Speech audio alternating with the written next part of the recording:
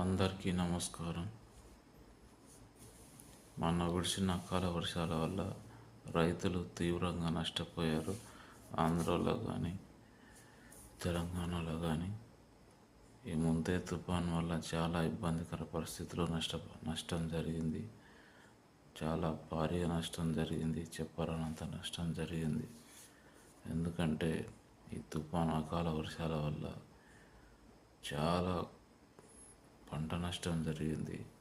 ఏదైతే పంట నష్టపోయారో రైతులు కానీ, మిర్చి కానీ, పొగాకు కానీ, పసుపు కానీ, అదేవిధంగా వరి కానీ, మొక్కజొన్న కానీ, ఇవన్నీ తడిసిన పత్తి కానీ ఏదైనా సరే తడిసిన ధాన్యాన్ని మేము భారతీయ కిసాన్ పార్టీ తరఫున ఒకటే కోరుతా ఉన్నాం గవర్నమెంట్ని.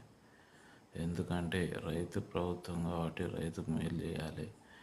రైతులకు మేలు చేస్తేనే గవర్నమెంట్కి మంచిగా ఉంటుంది, గవర్నమెంట్కి మంచి పేరు వస్తుంది.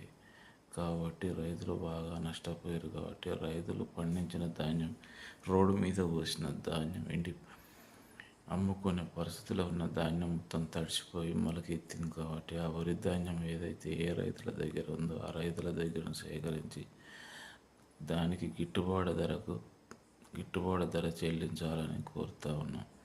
ఎందుకంటే ప్రైవేటు వ్యాపార వ్యవస్థలో దాన్ని అడ్డికి అవసరం లెక్కన అమ్ముతారు. కాబట్టి రైతుకు చాలా ఇబ్బందికర పరిస్థితుల్లో ఉన్నాడు.